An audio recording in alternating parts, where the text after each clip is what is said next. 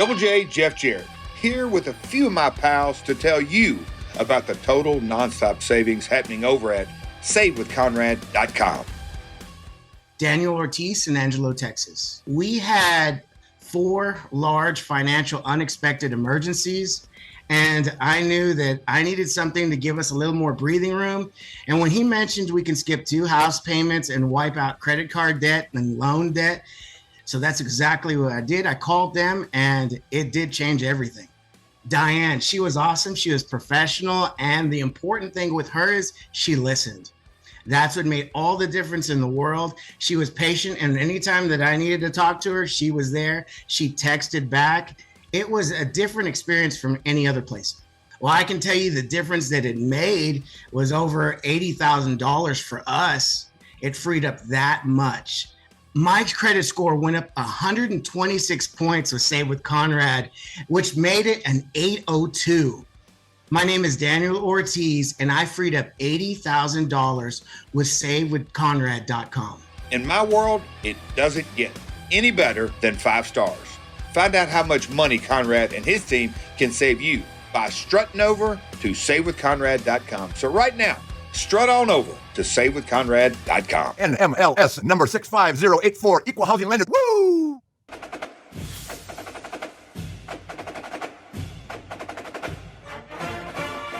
Hey, it's Conrad Thompson, and you're listening to Grilling JR with the voice of wrestling, Mr. Jim Ross. Jim, how are you, man? I'm pretty good, Conrad. Pretty good. Had a rough week on my leg. I'm not changing doctors. I'm just adding to doctors. It's amazing. I went to my wound doctor. He said, I got to get you to a specialist that can give you a antibiotic shot. I said, well, why can't you do it? Well, that's not what I do. I said, you guys got a fucking fiefdom. Recommend me to this guy. And I thought why can't you do it? I don't do that. Oh, okay. So, it's been a challenging week, let's say. I think we've made some improvement. We've got a good game plan. But I just need a break. I need a break in the action, so to speak, and move on.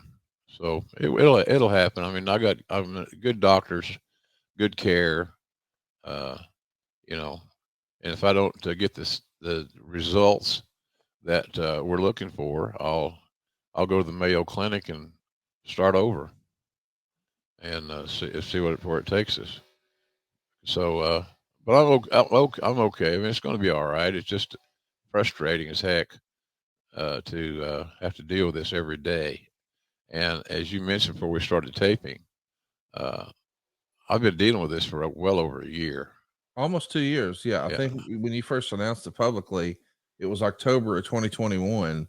Wow. So it's probably been right at 2 years now. You've been dealing with this, and then you had the fall. Man, we're ready for some good luck to come your way, Bubba.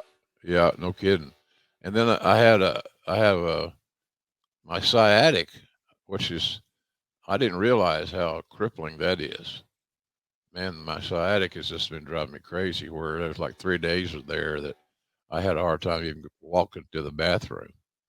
So it's not been good the last week or two, but I see improvement, and I see a direction, and I have hope it's going to be fine. So that's where we are. It's just one of those deals. I don't have any timetable on returning to work. I got to get better. I can't start traveling again when they're worried about infection, and being on an airplane or an airport with an open wound is not ideal. No, to say the least. So, but it'll work out, Connie. I'm positive. I'm optimistic, and I want to get back to work. I want to get back at the booth doing something. I don't know if I'm going back on Collision. My debut on Collision was not very auspicious because of my voice, which I still don't get. But I think it's interesting. The doctor said he thought it might be stress induced, losing my voice. I said, that's a weird analogy. Yeah, it is. So stress being because of my illness. Right. So we'll see. But I got a lot to be thankful for, and it's all going to be good. You just got to make it good, man. Well, we're excited for you to be back doing what you do best, calling professional wrestling. I'm got my fingers crossed that you're going to be a big part of that Wembley show and certainly the next AEW pay-per-view All Out. We're, of course, going to be in Chicago, me and the rest of my band of Merry Misfits for StarCast. I can't believe this is real, but we're piggybacking AEW once again. They got their big All Out opportunity. Tickets go on sale for that show, All Out, on Friday. But you can actually get some primo seats right now at starcast.com. We've got a bundle where you can get some platinum bracelets and some ringside seats or some primo lower level seats. You can get these before they're on sale to the public. Just make plans to not just attend the pay-per-view, make it a full weekend. We're going to have a whole bunch of AEW folks there. And of course, tons of panels and meet and greets and unique opportunities. We're going to try to make this the most immersive experience you've ever had. So it's going to be a little different from traditional StarCasts in that we're going to have some more interactive stuff here than we normally do. That's STARRCAST.com. Make plans to join us September 1st, 2nd, and 3rd. Bracelets are on sale now. We got to get you feeling better, Jim. We got to put the band back together for StarCast. Yeah, I agree. It's a lot of fun, man. It's a lot of fun. Well, I hope you have a great crowd. It's always fun, folks. You see a lot of folks you don't normally get to see in a unique environment. It's, it's very low key in that respect. You'll have fun, in other words. So check it out. I'd go for that deal. Get you some tickets, man, and join us. It'll be a fun thing. Crowd's good. I enjoy talking to the fans. Where you're from, how long you've been watching, who's your favorite, blah blah blah. The normal questions. But I'm always interested in where they came from. It's always interesting to see how far they traveled, the sacrifices they've made to be on the show, to be at the show more specifically. So it'll all work out, man. I'm pulling for you, I always do. But I'd love to. I hope I'm there. That's a good goal. I really want to make Wembley, but right now that's what it is. I don't know if I can, but boy, I hope so. That's kind of I want to say I have a target date, but you got to have some kind of goal. So Wembley is my goal, and I hope I'm back before then, obviously. But certainly Wembley is something I want to be a part of.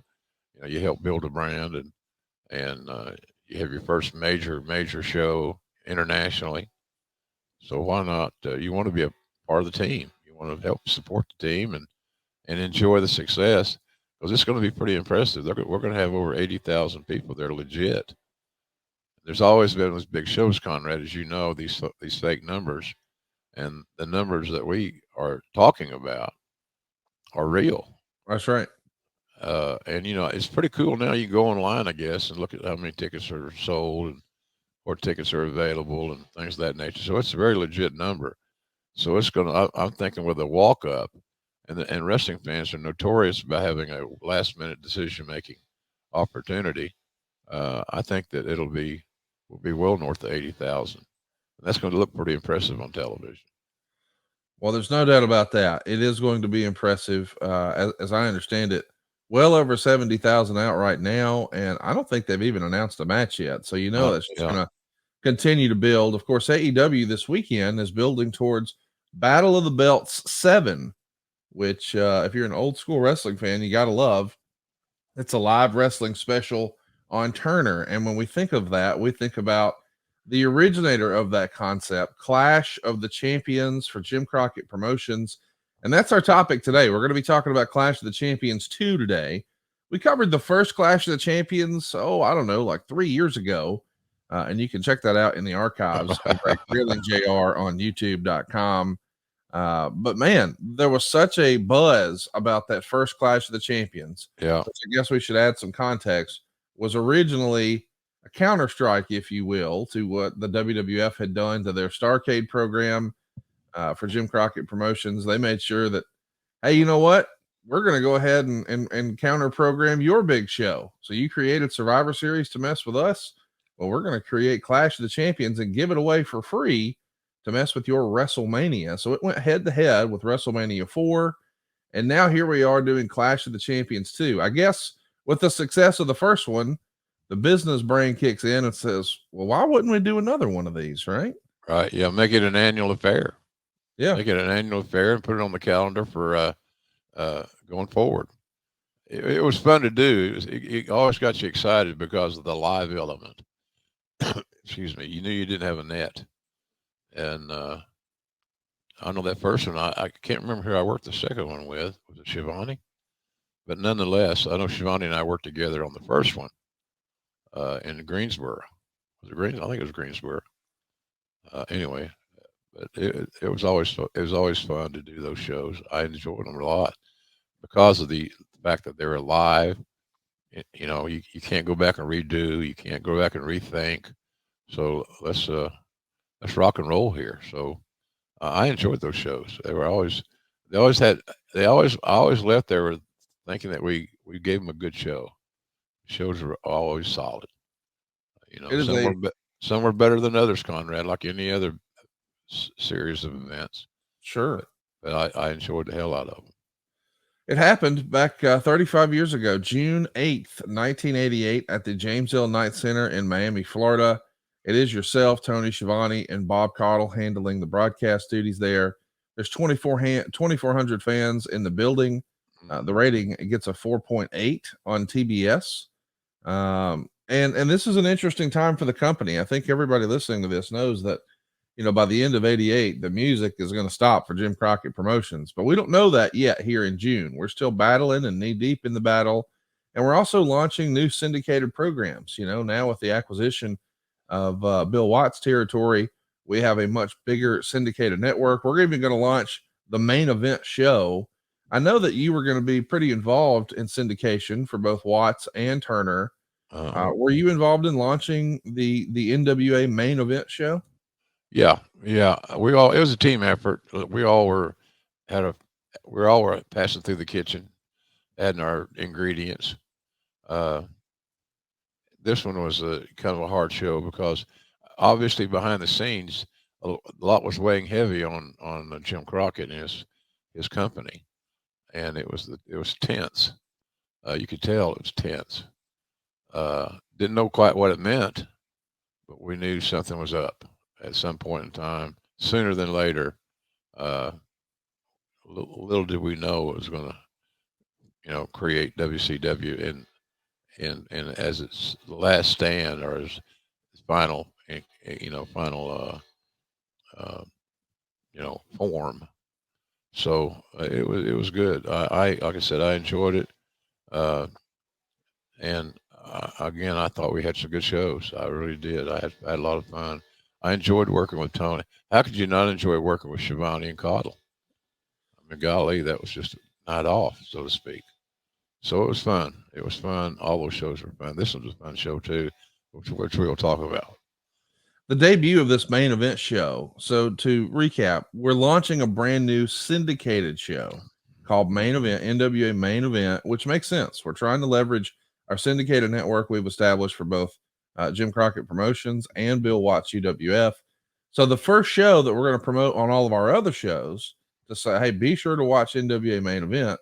What a main event it is. It's Ric Flair, Tully Blanchard, and Arn Anderson teaming up to take on Barry Windham, Lex Luger, and Sting.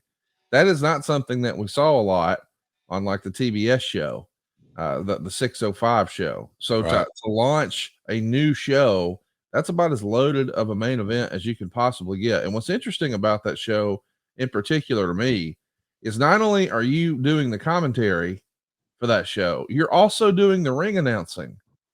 Is that something you did a fair amount of back in the day? Because I don't remember much of you. No, it wasn't. I don't know what happened on that deal. I guess I drew the short straw. You know, usually we have on a show like that, you'd have a Gary Capetta or a real ring announcer, which I'm not.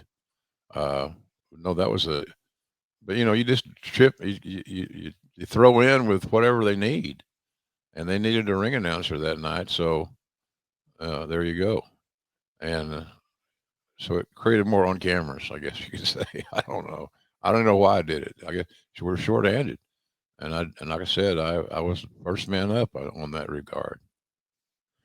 We should also mention that this is around the same time that Baby Doll winds up leaving Jim Crockett Promotions. There's been lots of speculation about her departure, and maybe, you know, she didn't handle wrestling politics correctly. Maybe your relationship interfered. From your perspective, why do you think Baby Doll was finishing up here? Probably overthought it a little bit, her role. You know, she was talented. She was over. You know, her association with Dusty and all that stuff moved her down the road quite a bit. But sometimes especially when you come from a wrestling family, you factor in all those wrestling politics and watch out for this guy, watch out for this situation, make sure if you're not booked, something's up, type deal. So I think she might have overthought it a little bit, and maybe not. But she was there, then she was gone. Story of wrestling. Well, Talked about Brian Pillman's situation this week. He was taken off the AEW roster. He was here, and then he was gone. So she was kind of in that category. I just think she may have overthought it, Connie. And that's a curse of being in wrestling. You learn all these things to watch out for, and then that's embedded in your brain. Then these little things come up going along, and you start overthinking. Oh, they're getting ready to get rid of me. It's always something. Gloom and doom, gloom and doom. So, but she was fun to work with. No issues that I can recall. I mean, she pretty much did her own thing, and but yeah, she was a fixture there until she wasn't.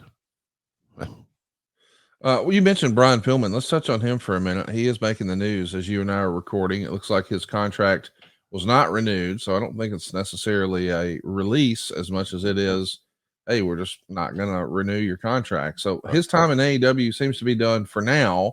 But that guy's only 29 years old, man. It feels like he's got a ton of upside. I mean, I think wrestler prime, I've heard other guys say, is like 38 to 42. I heard that like 10 years ago. That might be 50 now. Hell, you see what guys are doing in later years now. But 29 is still a pup in the wrestling business, is it not? Oh, hell yeah. Brian's got nothing to be, he wasn't working.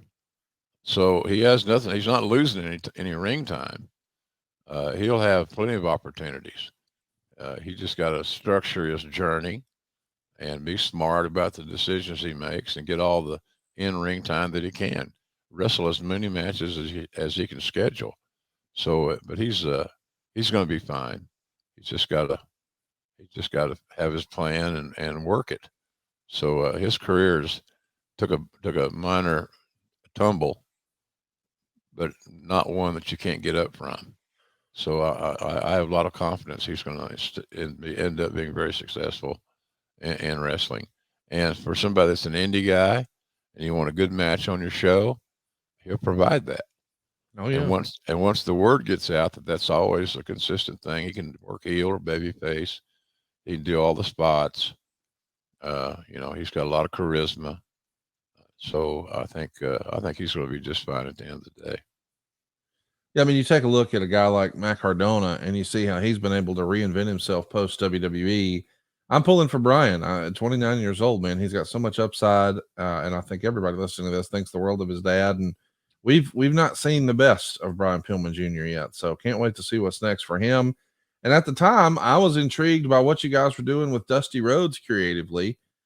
He had accidentally attacked Jim Crockett in a big melee on the 605 show.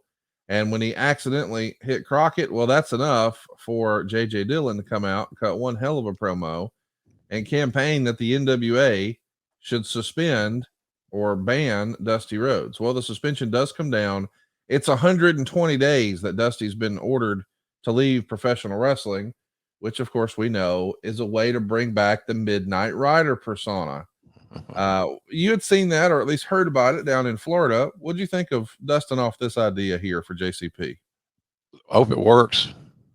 You know, it was drastic. It was different. It was dramatic. But is it going to work?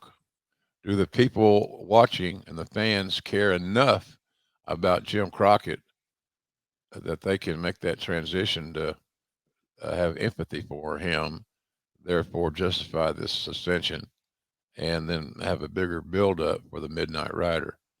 But the Midnight Rider is There was actually a good idea when it was first created.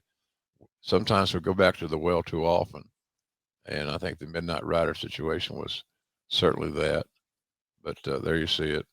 If you're watching on YouTube, what you should be, Dusty has fun playing that character. It created another character for himself. Watching, look at it. They're on he's riding in on a horse, which is being led by a handler, and with Dusty having both hands on the saddle horn. I don't know why the wrestlers do that.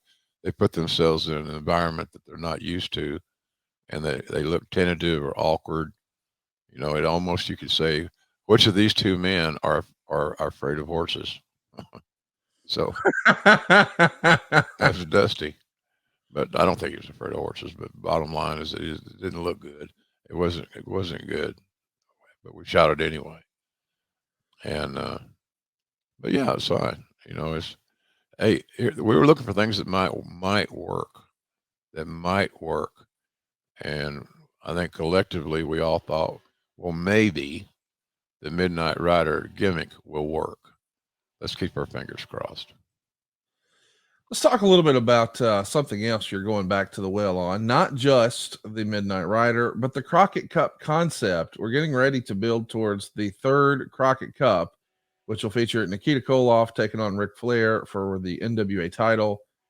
We've also got, the big tag team tournament, but this time it does feel like it's even more random than other times. Like Al Perez is teaming with Larry Zbyszko. Dave Meltzer would write in the Observer at the time. The third annual Crockett Cup will likely be taking place on April 22nd and 23rd in Greenville, South Carolina, and Greensboro, respectively. It's certainly the least talked about cup of the three, although the Crockett's were projecting a sellout in Greensboro, which would be a $307,000 gate, and advance sales have been very good. The impression I've got is it's too fast to run a big show coming off another big show, because they had a big show on March 27th there that didn't draw the typical Greensboro audience. Is there such a thing, Jim, as, first of all, I want to get your take on the Crockett Cup. What do you think of that concept? And then secondly, can you run a market too often? What is the rule of thumb in wrestling, in your opinion? Well, I think we can. I think you can run a market too often. Yes. Our big shows, same concepts. You got to give the audience time to regroup, regenerate their enthusiasm, and quite frankly, accumulate more of their cash to buy tickets or buy pay-per-views or whatever. So yeah, you can run too often. I like the concept of the Crockett Cup. If you're basing it on the first one was like, we just had the All-Star game this week in baseball. The Crockett Cup was kind of like an All-Star game, the first one. And then, of course, it started eroding. We didn't prepare for it. We didn't have our teams hot, all those things. So, but I like the concept of the first one. The talent level started dropping, and that adversely affected it. As an example, you just gave a great example. Larry Zbyszko and Al Perez. There was nothing wrong with those two guys. No. But they just weren't over. They were thrown. Felt like they were forced to be partners. They were a stopgap. Two good hands, had no tag team history with each other that I can remember, and that's what that show seemed to be dotted with. This one, and but the talent level. I mean, God dang! But that first one we had in the Superdome, Conrad, that was an all-star game. It was amazing.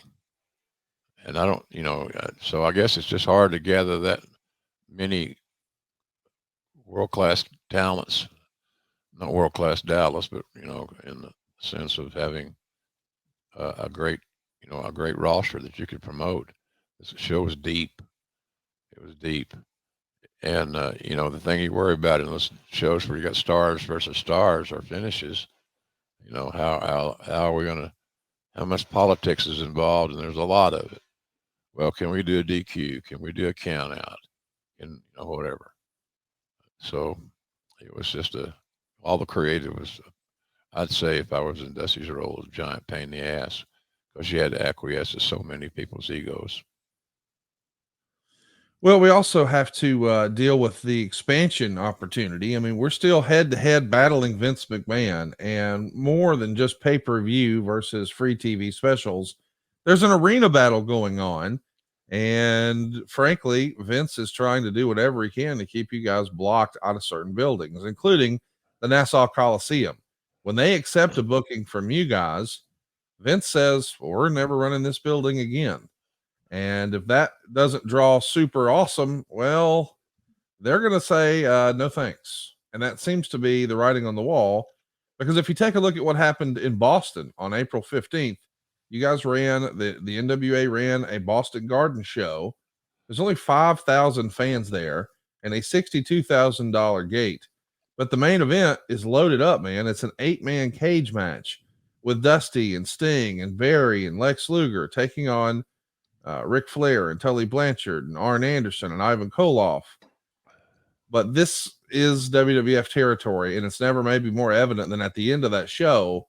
The digital scoreboard inside the Boston Garden says, we hope you enjoyed tonight's WWF event.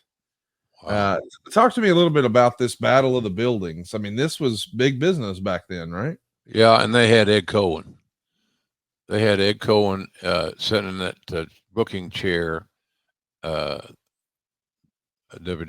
did, and Ed Cohen was the best at what he did ever, including today. At least that's my take on it. And they out-horsed, they out-positioned WCW. WCW didn't have anybody in the office that had Ed Cohen's expertise or experience, and that was a big up. That's something a lot of people don't talk about. Ed's died of bone cancer, and was a great guy, hard nosed. We butted heads a lot because I would consult him about Rowdy, and but we had a great relationship. We respected each other because I was honest with him and he was honest with me. But Ed Cohen was a big difference maker, and at the end of the day, in that whole process, he controlled so many buildings. He was on board of directors for their group. He was. I went to a function with him where building managers were attending, and it was like he was like Elvis. They loved him, and because he brought with him a schedule that could make them money. So Ed was a big difference maker, Conrad, and nobody really has ever talked about that. But I don't know why we focused on going into the stronghold of WWF unless it was some macho horse shit. We went right into the stronghold with somewhat of a lack infrastructure, and they just out-horsed us, quite frankly, thanks to Ed Cohen. Well, speaking of horses, the Midnight Rider thing is heavily criticized in the Observer. Meltzer saying that the creative on TV is not focusing on Crockett Cup or the world title or the tag tournament. It's maybe too much about the Midnight Rider. And we know for whatever reason, old Dave never really liked to be super favorable or kind to Dusty in his Wrestling Observer newsletter. Do you think the booking at the time, I mean, we sort of laid out what you thought of the actual presentation and gimmick of the Midnight Rider, but do you think Dusty started to make TV center around him too much? Is that this is the slippery slope that we hear about a lot, right? Where it can't be, quote unquote, the booker, the writer can't be the one also on TV. Like you can't wear both hats. You got to sort of pick a side. Do you still subscribe to that theory? Yeah, absolutely. Absolutely. More objective. Dusty was really hell bent on getting the Midnight Rider over and was going to do anything he could as far as TV time was concerned. And it was That was tough. It was tough. Too much. It was too much. And like I said, the Midnight Rider gimmick was not new, and it was very predictable. Once all the suspensions and all this other stuff went down, it was very predictable. So, but it was almost like he felt like that might be his last gasp to regenerate his persona. And I don't know that to be in his head, but it felt that way. It seemed that way, and it wasn't a real good idea as it worked out. Well, it is a real good idea to finally have the big heel turn that maybe we've all been looking for. It happens in Jacksonville during a TBS taping. Barry Windham and Lex Luger are defending their tag straps against Tully and Arn. Luger is going to get posted and start bleeding, and Wyndham's going to make a tag to him, and Luger's not there. So JJ at ringside is going to egg on Windham until Barry finally snaps and hits Luger with a lariat, costing his own team the tag team titles. And the way this is all laid out, this is a hot angle. I mean, Wyndham is going to escape to the locker room, and he goes to the quote unquote heel locker room. He winds up getting attacked by the Midnight Rider, and now there's an all out brawl. Wyndham is going to start snatching at the Midnight Rider's mask. The baby faces are all trying to cover up the Midnight Rider's real face. All of a sudden, Barry Windham going into this thing as a one half of a babyface tag team. He's probably now, after this angle, the number 2 heel in the whole promotion. This is a well done heel turn. It was a well done heel turn, but also indicates just how weak we were on the heel side. Yes. But Barry being a heel was probably better utilization of his skills. Hell of a hand. And especially in that era, he was a hell of a hand. But that just shows you that if you can move to the number 2 heel slot that easily, that simplistically, we might be kind of short on heels. And I think that was the case. It's written in the Observer that this heel turn for Barry Windham was a last minute decision. Do you recall that being the case, or was this part of a larger plan? I don't know specifically, Conrad, if it was the thinking on that deal, but to speculate on my behalf, we did so many things last minute and without time to prepare. And when you do things last minute, it cancels out all the TV exposure, because you haven't planned on it. So it was hard in that respect. But I liked the some of the things. It was old school, and I liked some of the stuff was good on that deal. But we just couldn't get that midnight. As hard as we all tried, commentary wise and everything else, we just weren't able to get the Midnight Rider up and running as quickly as we liked. Let me ask, when we talk about baby faces and heels, there's a handful of guys that we always talk about as, like Ricky the Dragon Steamboat. We couldn't even imagine him as a heel. Like, he was just always the perennial baby face. Sting sort of the same way. I know early in his career he was a heel, but really Sting's just always been the good guy.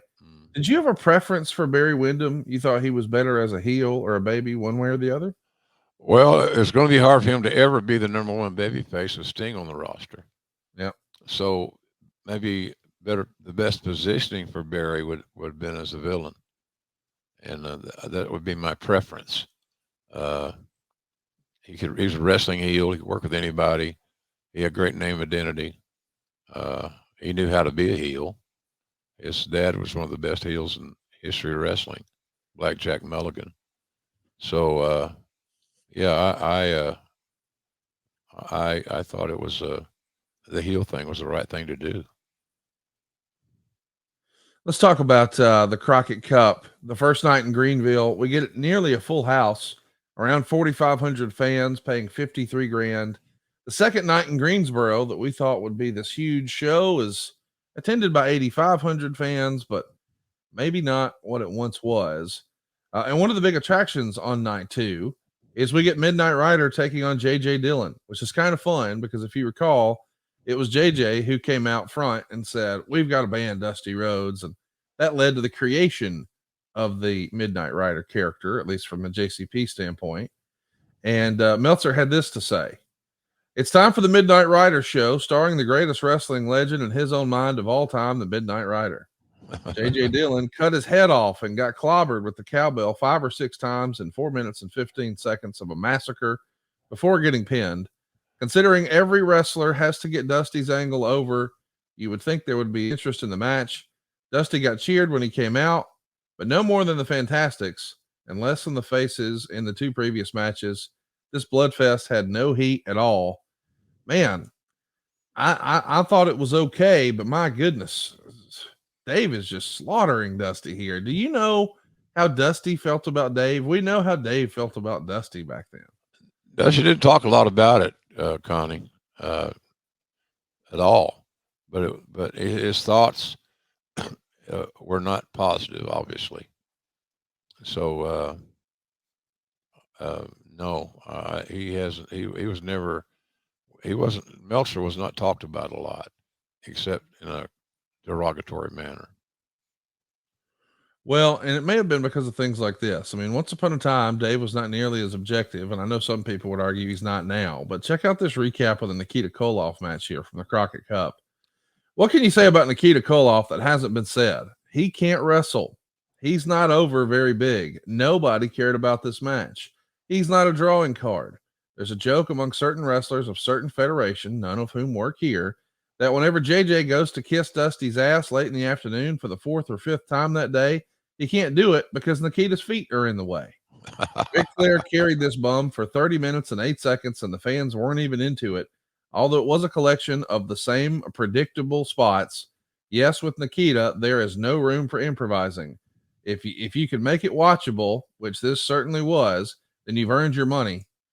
Flair bled at 26 minutes. The early part of the match wasn't very good, although the crowd was into everything. The last half was good with Flair doing all the standard stuff.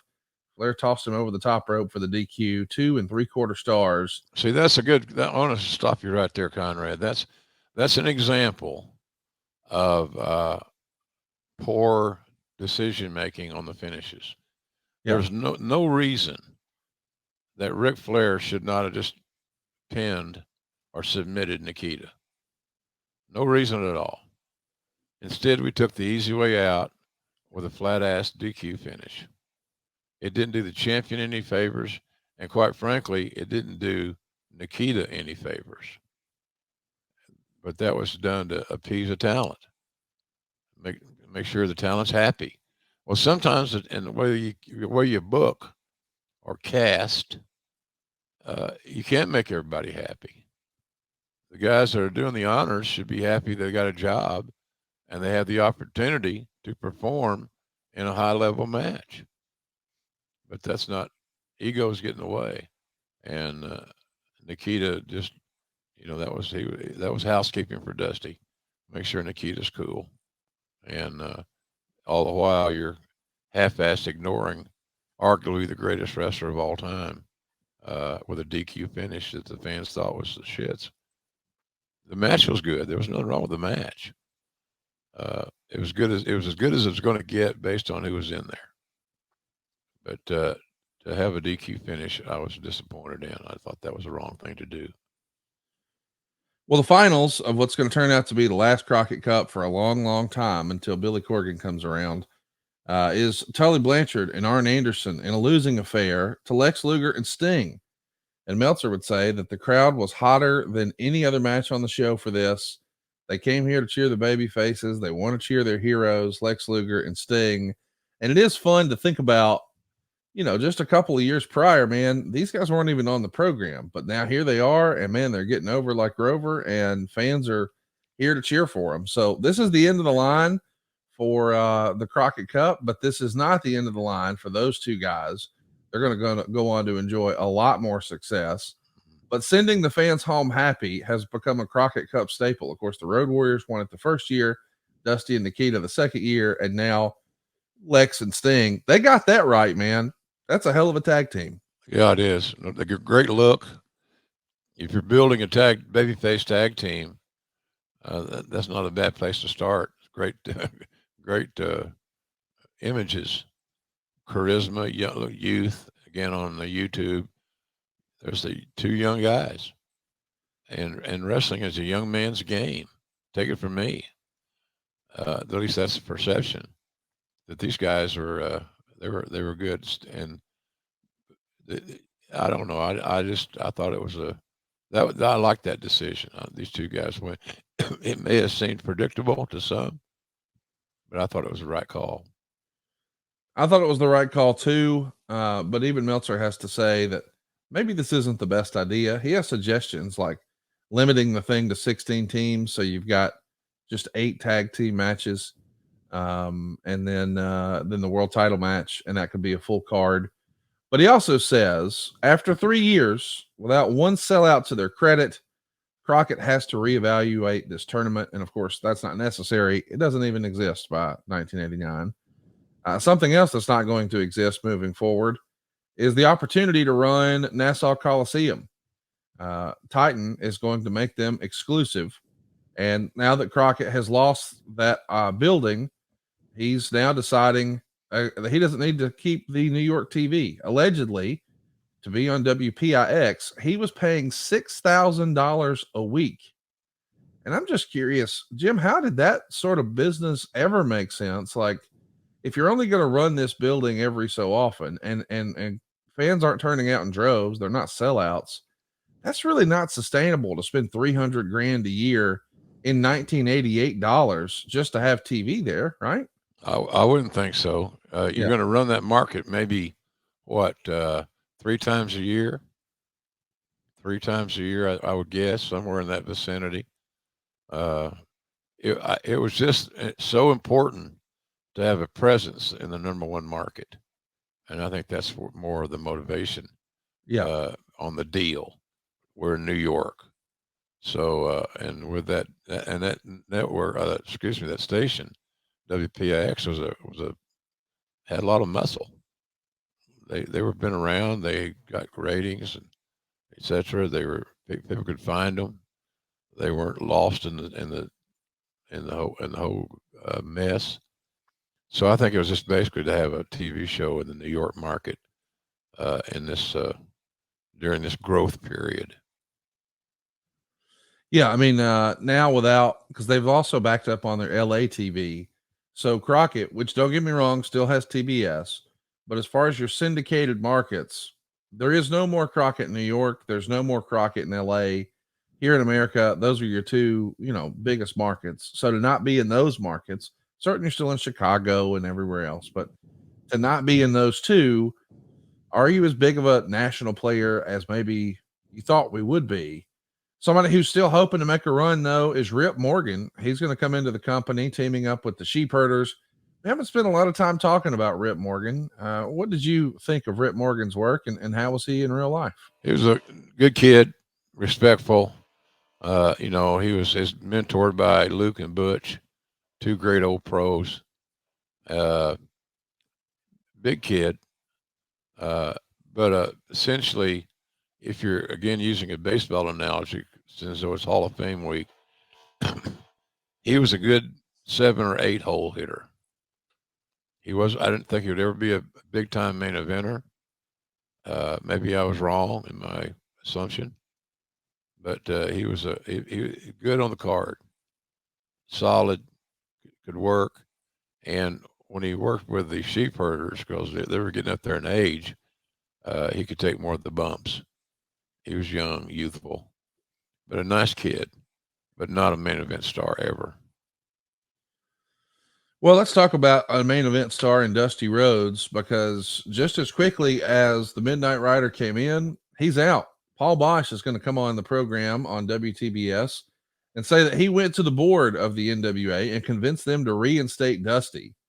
And Meltzer says this is a panic decision-making move because they're trying to do whatever they can to pull the nose up on this thing. And he even says that perhaps things financially are tougher than they were just a few weeks prior. Quote, "Of course it is May, and the key contracts are due their balloon payment, and let's just say I expect the same of this over the next few weeks."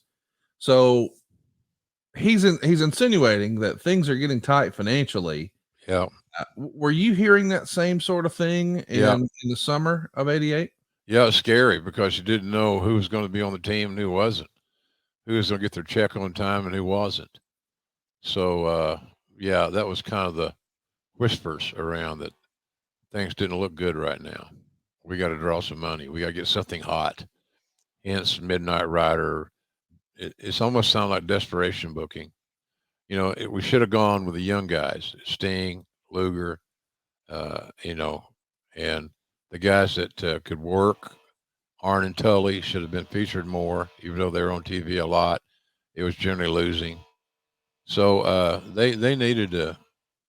We needed to do some things, but everybody talked about how we're going to feed our family or what we're going to do for a job if we can't get paid.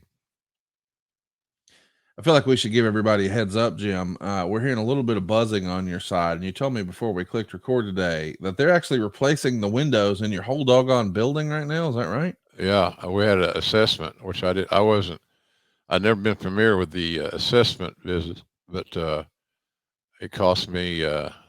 For my condo was $30,000, so I had to write on a check for $30K for my share of the repair.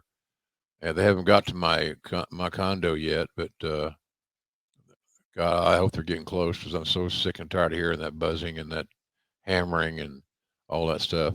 But we have 82 units, so it's going to take a while to get them all done. But they're going to replace all the windows and work on all the concrete. I guess just do a renovation. But I apologize for the noise, but there's just not one darn thing I can do about it. All good, man. We're just glad to be on here with you. And of course, we're glad to still talk about Dusty Rhodes because now that Dusty's back and the Midnight Rider is gone, of all people to program him with, it's going to be Barry Windham. Now, of course, that means Barry is the new Horseman. He's aligned himself with the Horseman. But I would think from the outside looking in, he just turned on Lex Luger. Wouldn't it make sense for Luger to be the guy working with Barry? Yeah. That's weird to me. Yeah. Well, you're trying to put logic in an illogical situation. Dusty was hell bent on staying on top. There you It's go. that old territory mentality. I'm not losing my spot. I'm on the top of the card. That's where my booking starts, with my name on the top of the card. And you can blame the late Jimmy Crockett, who you did a great series of interviews with. I thought it was really good, and people can see that, and they still see that here in the ad. They can find it on, I guess, the archives or whatever you want to call it. I don't know. I'm not sure. But Jimmy was a great guest for you and a good get. So congratulations on that. I think he could have been a stronger manager, obviously. At some point in time, you got to bring the guy in and say, we're changing our direction. It's like Vince McMahon told me one time, I'm changing. This is right. I hadn't been there that long.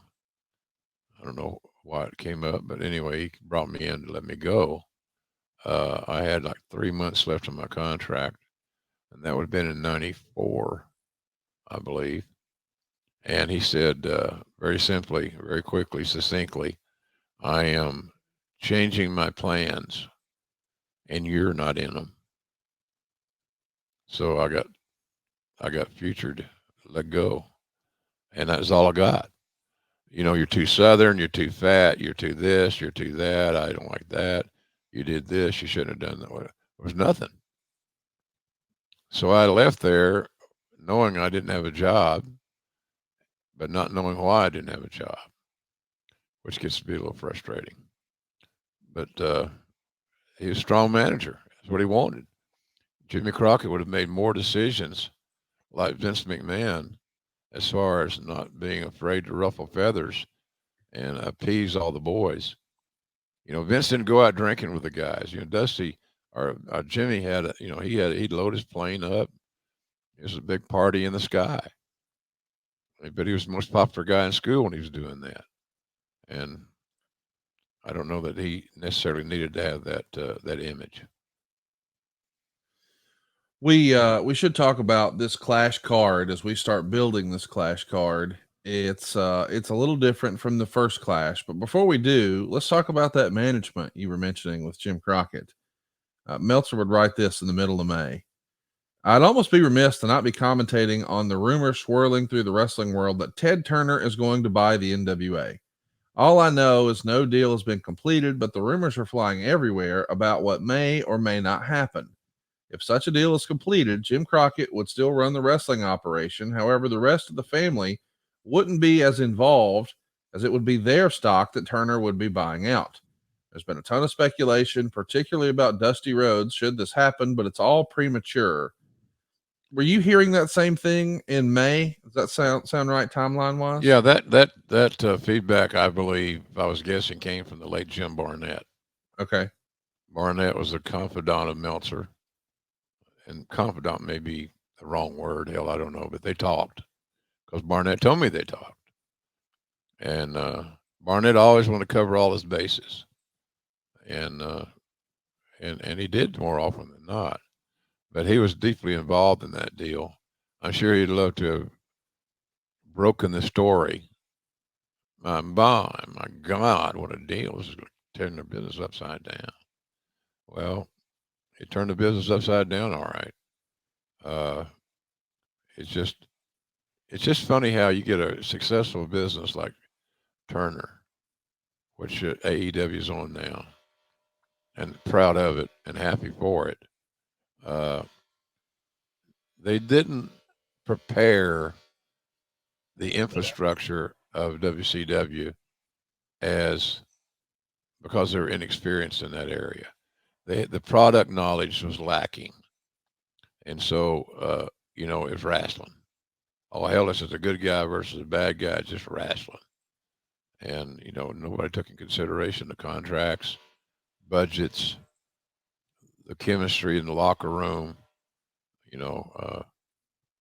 And acquiring. There's no reason that WCW shouldn't have been able to, and they did eventually with Eric. They hired whoever they wanted, and I don't think our group was given that opportunity. Well, we know that the deal is going to happen, but it'll be much later in the year, and it's probably time. We heard the rumor or the speculation that, hey, these balloon payments are due. I just want to add some context to that.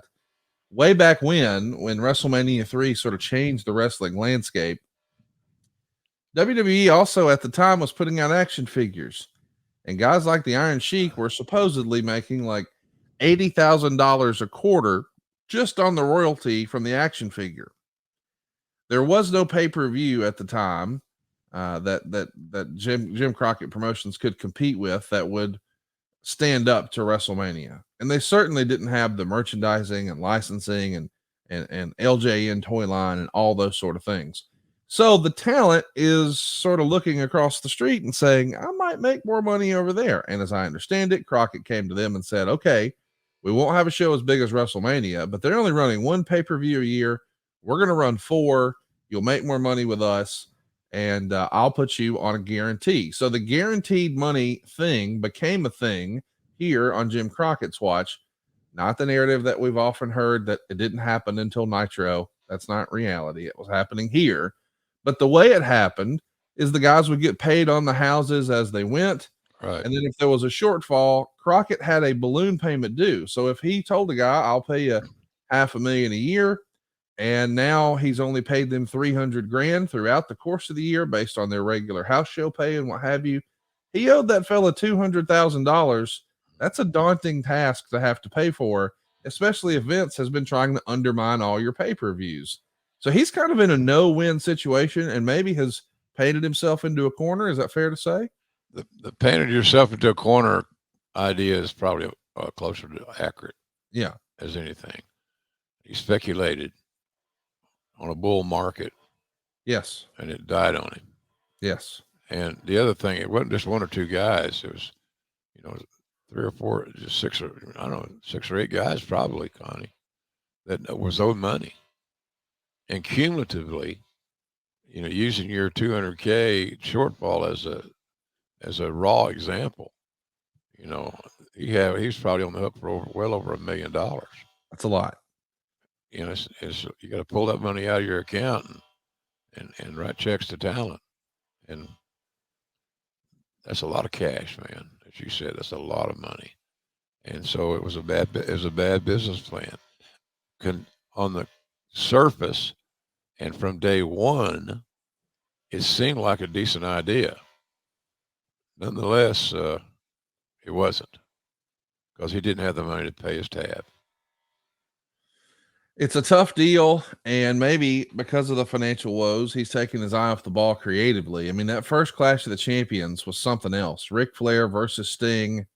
Fast forward, Ric Flair's not even promoted to be on this show, Clash of the Champions 2. It's also not going to feature the Road Warriors as being announced as wrestling, or Lex Luger as being announced as wrestling. Instead, the main event is going to be Tully and Arn defending their new NWA tag team titles against Sting and Dr. Death. No disrespect to any of those folks, but a lot of the things that made the first one successful don't seem to be present on the second one. We should also mention that the first one was on a Sunday afternoon because it was heads up with WrestleMania. Now we're going to be on a primetime weeknight slot, which is not a bad thing, but it is different than. It's probably hard to get fans conditioned. Here's what to expect. Here's when to see it. Here's what time it's on. Here's who's going to be there. If there's not that consistency, do you think maybe the booking of this second Clash of the Champions, I don't know, it left a little bit to be desired? Well, yeah, the card was not as strong, but I don't have any issues on a weeknight primetime live broadcast. To me, it worked. And it was, you have more people watching TV on a weeknight than you do a Sunday afternoon, as a rule. It's attraction driven, obviously, but as a rule, a weeknight, I mean, that's valuable territory. So I don't have a problem with that. But the problem was the creative. The card was horrible, based on other cards we had. It's ironic how I can say that, considering that the top of the card never changed hardly. It just shuffled the deck of the same names. Well, behind the scenes, Crockett's trying to save his company. And Meltzer would write, business-wise, things simply cannot continue as they have been run for this group to stay solvent. That is no longer speculation. That is fact. Things must change. The other members of the Crockett family trying to sell their stock tell that story. There are wrestlers who are owed large sums of money. The promotion is really at the same crossroads in many cases the old UWF was just a few months before it was sold to Crockett. And as many of you saw, TBS showed their Saturday show, spending a lot of time hard selling the Omni show, which is strange because they don't usually do a hard sell for what appears to be just another Omni card. Now, we know why that would be. They're trying to sell this thing to Turner. Turner, of course, is in Atlanta. So Turner ran the Omni. Hard sell is Bob Dew, who became one of the executives in WCW, was the manager of the Omni. And they looked at Atlanta as a local TV for us in Atlanta. TBS was the local promotional vehicle for us in Atlanta. So yeah, you want to impress the bosses and the decision makers by creating an exciting event at their building, and that's what we were attempting to do. Dave would write that the work rate that night was above average. It felt like everybody had their working boots on. They were trying to impress people. And it turns out that the press box, which was normally empty during wrestling, is loaded up this time, probably with Turner executives who want to take a look and see what they might be buying. 7,300 fans, though, are going bananas. And that makes sense because Meltzer says that the deal that allegedly just 2 weeks prior was a rumor is now in front of the acquisitions committee for the Turner organization. And maybe they're a week out from making a decision. The idea would be is that Turner would be buying the stock of David, Francis, and Jackie Crockett, but not the stock of Jim Crockett. Now, that is what was originally proposed. We know that's not the way it shook out. But these guys were looking to hedge their bets and maybe cut their losses, if you will. Were you having any sort of conversation with the Crockett's during this time, or was this a don't ask, don't tell type situation? I kept updated with Jimmy. That's the only Crockett, because he seemed to have more information and seemed to be more in the eye of the storm. So, but not on an ongoing, daily basis. But Jimmy and I got along great.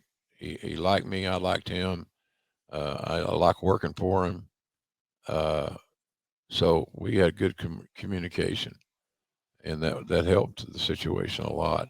I knew something was going to change, but I was pretty much assured that that whatever changes occurred, I would be good. And being an egomaniac as I am, and needing to pay bills and got 2 ex-wives, I was concerned about me. I got to pay. I got to buy milk and bread, and I got to pay the rent. I got to pay child support, alimony, blah blah blah.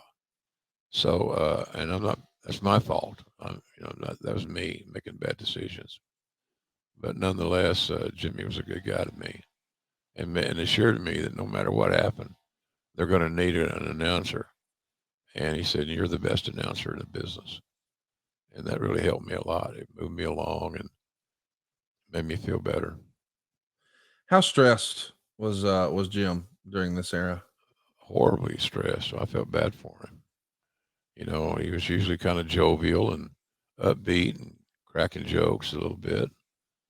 But in those days, he was solemn and serious.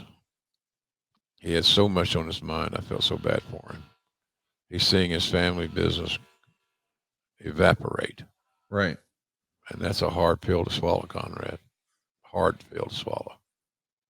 I can't imagine the stress that he had to be under at the time. And we know eventually that deal happens, but it's later in the year, closer to November. But this time of year, man, we're all thinking about those cannonballs. This summer is not about the size of those cannonballs. It's about making a splash with our friends at Manscaped. Prep for barbecue season by making sure your grill master has the hottest dogs the summer's ever seen. And when you're at the cookout, let the meat speak for itself with Manscaped's Performance Package 4.0. It's time to get ready and not sweaty by going to manscaped.com and using the code Jim Ross for 20% off plus free shipping. The Performance Package 4.0 has everything you need to guarantee you'll have the most mouth-watering treats at the party.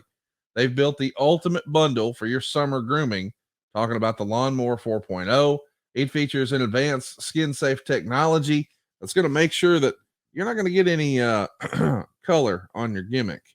The Lawnmower 4.0 has a 7,000 RPM motor. It's got a multifunction on-off switch, which now has a travel lock, so it won't go off in your bag. And speaking of your bag, have you ever seen it under a 4000K LED spotlight? Well, now you can. In fact, this trimmer is also waterproof. You can use it at the beach, but you might get arrested. You can use it at a pool, but you might clog your skimmer. Or you can just use it in the shower like everybody else. This razor will devour even the strongest pubes. Just ask Dave Silva. He's now officially hairless. And now you can even feel safe wearing that low-cut swimsuit with any stragglers speaking out or peeking out. Tony Schiavone last year at AEW Beach Break wore the Borat swimsuit, and he had that confidence because he was using Manscaped. Speaking of Tony Schiavone and confidence, boy, he's more confident than ever thanks to the Crop Preserver Ball Deodorant. That's the OG for him. How about Jim, though, man? He loves the Shed travel bag, uses it whenever he travels, and he loves his Manscaped boxers. I'm a big fan of the Shears 2.0. It's a luxury nail grooming kit. It's got everything. Stainless steel nail cutters and tweezers and grooming scissors. How about the crop mops? Man, it's easy. They're individually wrapped. And as Tony Schiavone reminds you, they're for your balls and butthole, kids. So get 20% off and free shipping with the code Jim Ross at manscaped.com. That's 20% off with free shipping at manscaped.com. Just be sure to use the code Jim Ross. Manscaped, the perfect way to get your patties sizzling hot this summer. They've been with us a long time. Greatly appreciate them sponsoring the show. And we really love their products. If you haven't already, go check them out. As JR always says, it costs nothing to look. That's manscaped.com. You get 20% off and free shipping when you use our code Jim Ross. So let's get back into it. Let's catch up with TV tapings in Asheville. 500 fans. That's all that show up here for the Road Warriors and Sting taking on Ric Flair, Tully, and Arn Anderson. That's crazy to think that. And what a cool look that is. If you're watching over on YouTube, Sting painted up like the Road Warriors, all three of them taking on Flair, Arn, and Tully, but there's only 500 fans there. Kevin Sullivan's going to come out on these tapings to watch Ron Simmons wrestle. I assume that means maybe there's going to be some sort of a varsity club association, but goodness gracious, that card with 500 fans, this is a sign of the times. Yeah, somebody should be fired for that kind of shit. Who's the market rep? Who's in charge of selling tickets? Who's the promoter of that event? Who's doing local promotion? Who's been assigned to go into the market and use a little shoe leather to promote? I suggest to you that nobody attended this. Nobody went in that market. Asheville is a town that had wrestling successfully for years and years. It's embarrassing. It really and truly. If it was a new market and you didn't have a track record and you didn't know what to do, how the history of the event went, that's one thing. Asheville is a solid town. That's where Dax Harwood lives, as a matter of fact. Hey, what a match those son of bitches had the other night on TV. My God. Can you believe that match? Juice Robinson and Jay White against FTR. One of the best matches on television in a long, long time. It was. And that tag match ranks right up there with it. We're talking a lot about Arn and Tully, rightfully so. In this period that we're talking about today, those guys those guys meaning FTR, their work would hold up against Arn and Tully's anytime. And that's a compliment. That's not knocking Arn and Tully or lowering them. But that was AEW had some, I was pretty impressed with, first of all, you got that tag match. And then another match, Punk and Joe, was outstanding. Oh, yeah. Outstanding. So I hope that AEW continues that course going forward creatively. Creatively continue this direction of having solid, because I know the boys like them. Oh, yeah. The boys like the physicality. They like the intensity that they can generate and move an audience. And man, my hat's off to those cats. It's just the tag match was a moneymaker. Great match. And now they're coming back in a 2 out of 3 fall match. I like that. And Punk and Joe still got an issue, because the little exclamation point that Joe put on the match after losing was, and I love the finish. It was a wrestling hold. It was a cradle. It worked. It shows you how generous and what a professional Samoa Joe is. And Punk had a great outing as well. So AEW's had some outstanding pro wrestling matches on the television in the last couple of weeks. Check it out if you haven't already. Collision is on fire. Both that tag match and that Samoa Joe CM Punk match were both on last week's Collision. And of course, this week it's Battle of the Belts, which is a Turner special, which is sort of what we're talking about here. Clash of the Champions. Right. Of course, these folks back in 35 years ago, 1988, they had some different problems than maybe what exists today. Meltzer would say lots of unrest in the NWA. As of last word, none of the contract balloon payments due on May 1st have been paid. And I'm told there are about 10 wrestlers due sizable amounts of money and at least one in the 6 figures. Several guys are making noises about quitting if the money doesn't come in. But realistically, unless the WWF will take them, and the WWF isn't adding too many guys this summer, then the only alternative is to go to a promotion that will pay them a lot less money. This is the time that the WWF could brutally ruin this group by stripping them of several of its key personnel. It's no secret that Steve Williams wants out, since he seemingly made that clear in Houston on May 13th.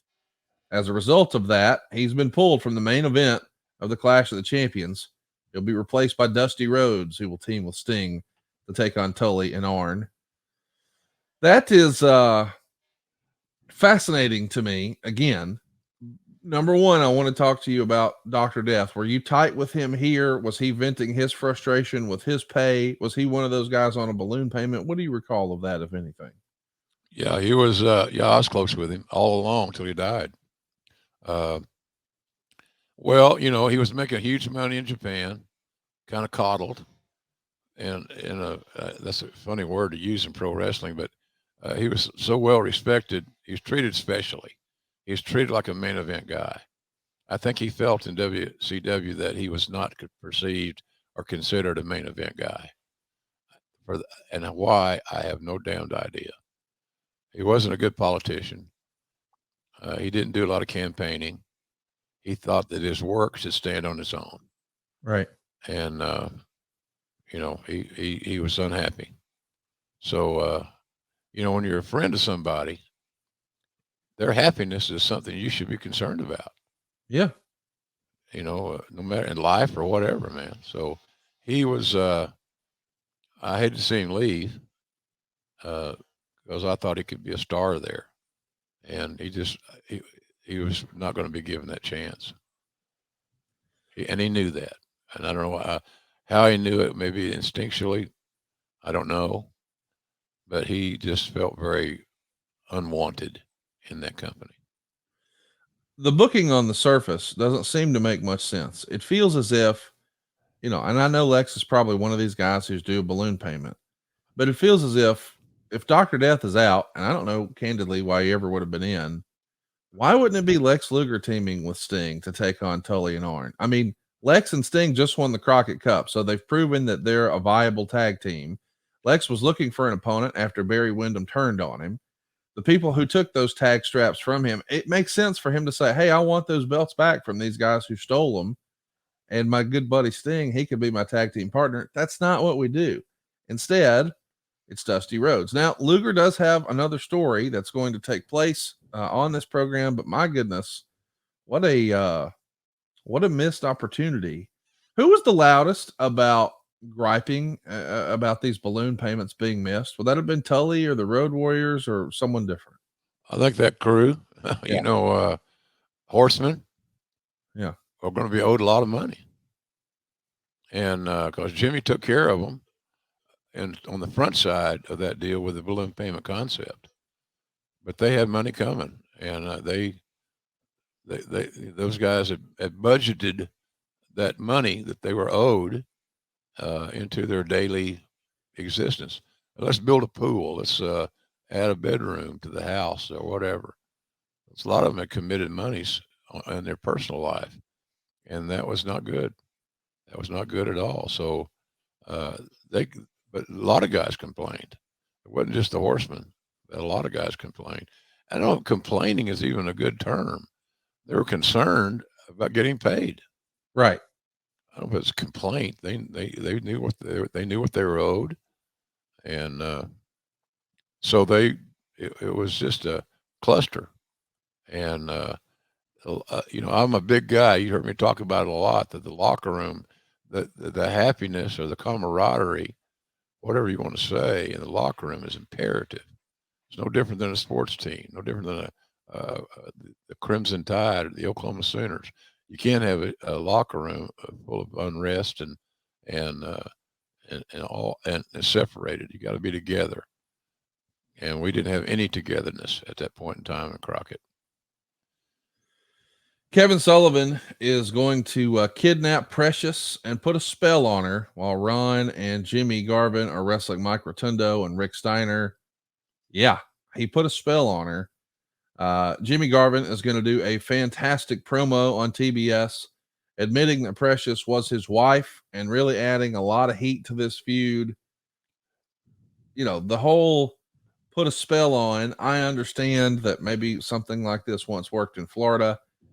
With the benefit of hindsight, maybe it plays a little cheesy, but we needed a story. And man, this story created an opportunity for Jim Garvin to come out and cut one hell of a promo. I mean, this is one of the best promos I ever saw from him. And I've always felt he was probably pretty damn underrated. Why do you think that is? I don't know. It's hard to figure out. if he wasn't on the right side of the aisle politically or what, I don't know. But as far as him working and working main event level matches with virtually anybody, Jimmy Garvin was your guy. He was underrated. He had a great gimmick. Uh, he was popular in the locker room. The guys liked him. They wanted to work with him, and his wife was just one of the sweetest people I've ever worked with in wrestling. Precious was just a wonderful human being. Still is. But she was just great to be around. Always a smile, and goddamn, we needed smiles in that locker room occasionally. We didn't have enough smiles. Well, something that made me smile is an angle they did with the Midnight Express and the Fantastics. Bobby Fulton is demonstrating how a straight jacket works and the type of jacket that Jim Crockett or Jim Cornette is going to be in when they actually wrestle. This way, it ensures that he can't interfere.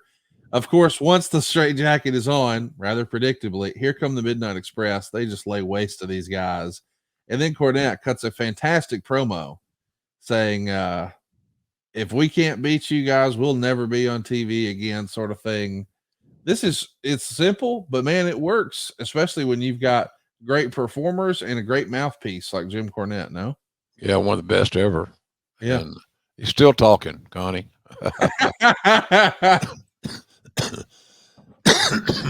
Pardon me, everybody. Yeah, he's still talking. He's got a successful podcast, and we're happy for him. Don't always agree with everything he says, but what the hell? What does that mean? It means you got a difference of opinion. Yeah. You don't indict a guy because has a different take on things than you do. Cornette's still a great mind, still very perceptive, very observant, and still entertaining as hell as a character. And let me tell you, he's a character. So he just when you needed the interview to be on point, you knew that he was going to deliver every time. I don't ever remember Jim Cornette having a bad interview. I don't think it happened. Yeah, it hadn't happened yet. And but he was so reliable, so dependable, and he and Heyman are the two best promo guys I worked with as far as managers. I wasn't around Heenan enough as a performer. He was mostly an announcer when I was working with him in WWF back in the day, starting in '93. He just he just wasn't doing his old Bobby the Brain, the Heenan family stuff. But Cornette and Heyman are the two best talkers that I've ever experienced in my career. They get every point in. They created their own content. They got their characters over, and so we were lucky there. And they were underutilized. They should have been at the top of the card. When's the last time you saw a bad Midnight Express match? Never. So why don't we go in that direction? Yeah. So, and I don't have answers for that. That was a testy call. We should mention it's probably a money issue, but the Powers of Pain do an angle with the Road Warriors to injure Hawk's back. That's going to get them off TV. Maybe they're trying to figure out, are we going to be able to make this money work or not? But as we go into the last few days of Clash of the Champions, there's only been one match announced, and that's Tully and Arn taking on Dusty and Sting. And, for the largest portion of wrestling history at this point, I mean, obviously we're in the TV era here in 1988, but it's always been about selling tickets. It's always been about the gate. It's always been about butts and seats. But for you to only have one match announced going into the thing, maybe that explains why it only draws 2,400 fans. Yeah, or it's sure certain that the match that they announced didn't move the needle. Right. And so that tells you need to add to the card, and add to the card quickly. And that did not happen. I mean, it is in Miami, so I get why they wanted to put Dusty in a prime spot. I mean, that makes sense, but it feels like you would have announced more than just his match. Yeah. Well, there's no reason not to. Right. I can't give you a reason. Well, here's Conrad. So you don't understand. Here's why they did that. They wanted the house to suck. They didn't want to sell any tickets. Well, that's all stupid. Right. So it was a mistake. And there was just no checks and balances in the system. This is where Jimmy should have intervened and said, I want you to book 3 more matches or 2 more matches of main event level. And we got the talent to do it. So give me the matches you're proposing, and let's see if we can add them to the card and increase ticket sales. But Jimmy didn't intervene. And that could be a theme of this whole show. Jimmy didn't intervene. Let's talk a little bit about just the way this show comes together from a production standpoint. And even Meltzer would be pretty critical about this. Tony Schiavone and Bob Caudle are going to handle doing play-by-play and calling the in-ring action. They're going to run a big angle in the parking lot, but they set you up out there. You're right. Which to me doesn't make any sense. And Meltzer would say this was a discredit to the product to have, the best play-by-play guy not in a position to do play-by-play. But maybe it meant they had the most confidence in you to get this angle over. Were you frustrated with this, or did you see the value in it, or talk to me about that? Well, there's just so many other negative things going on, Conrad. I just roll with the punches. I would rather have been doing play-by-play and let Schiavone do the interview. I think he's better at it than I am. But apparently the powers that be didn't feel that way. They trusted JR, and so JR got sent out to man the remote shoot. So it was a different deal. It's like we talked earlier about me doing some ring announcing. I don't like that either. That's not my job. I do it. Same thing here. I've done plenty of interviews outside the building in my career. They had high hopes that this would be a hot angle, and they needed somebody that they felt like they could depend on. I'm not saying you couldn't depend on Schiavone or even Bob Caudle, but the bottom line is that they believed that this angle was important enough that we need JR to handle it. We should talk about the way the show starts. You're in the parking lot. There's limos pulling up with dignitaries. Lyle Alzado, who's a big star at the time and has a new TV show, he's going to jump out of one. Gary Juster and Elliot Murnick are also going to be there. Francis Crockett, and quote, the vice president of a company which is part owner of the Chicago Blackhawks of the NHL and also own the yacht, which we'll get to later. Of course, I think they're talking about Bruce MacArthur there. Right. But Meltzer says it seems like every time the NWA tries to do something to make them look major league, like the limos and the yacht, etc., they come off looking even more minor league. Entrances of celebrities in limos is a good idea for an open, but not when you don't have any celebrities. Gary Juster and Francis Crockett don't qualify as celebrities to wrestling fans. Yeah. Great people, Yes. Conrad. Yes. But, you're right. It didn't have the star power. The closest we got to star power was Lyle Alzado. That's right. That's all you need to say. Well, let's get to the matches. The first match, boy, 2 of the all-time greats. When you think about in-ring performers, I don't think we could make a list very long of folks who were better than Brad Armstrong and Barry Windham. And they get plenty of time to contest over this U.S. title, 13 minutes and 55 seconds. Meltzer wasn't a super fan of the match, though. He says that it was a decent opener, but very disappointing considering the talent involved. And he thought Windham was probably going through the motions here. I don't understand how he could come to that assumption. Yeah. I was there. I thought the match was good. I don't think you can have a bad match with Windham and Brad. That's a great opener to set the tone, set the pace. So I disagree with that. I don't think he went through the motions whatsoever. Next up, we get a nice little plug and endorsement from Lyle Alzado. He's here to plug his show, which the Crockett's are helping put together and arrange a lot of the NWA wrestlers to appear on that show, learning the ropes. And Lyle is nice enough to talk about wrestlers, saying that overall they're better athletes than football players. Meltzer would say the show starts in the fall and has already cleared 2/3 of the country to make sure you'll be able to see it. From the clips, I'm not sure you would want to, but I'm not going to make a snap judgment about it. What did you think of Lyle? Did you spend any time with Lyle? Nice guy. Nice guy. He's a character. He'd have been great in pro wrestling. He really would if he had decided to go that direction instead of the NFL. Charismatic. He was approachable. He seemed to be genuinely happy that he was there.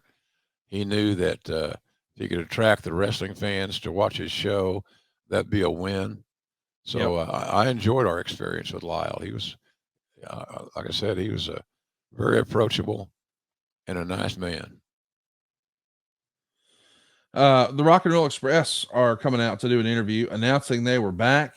And Meltzer would say they got a pretty much lukewarm response, considering this was a big surprise and theoretically should have popped the place. And he's pretty critical of Ricky Morton. He says Ricky Morton gave a terribly obnoxious interview. I don't dislike the guy as much as it seems most readers do, but a few more interviews like that, and I'll jump right on the bandwagon. If they turn them heel this summer and feud them with the Fantastics, then bringing them back is at least a minor benefit. If they're baby faces, they're wasting their time because the era of the Rock and Roll Express ended last summer, if not earlier. As one wrestling promoter told me from another organization, Ricky and Robert in the NWA those last 6 months were like a tooth that had gone bad.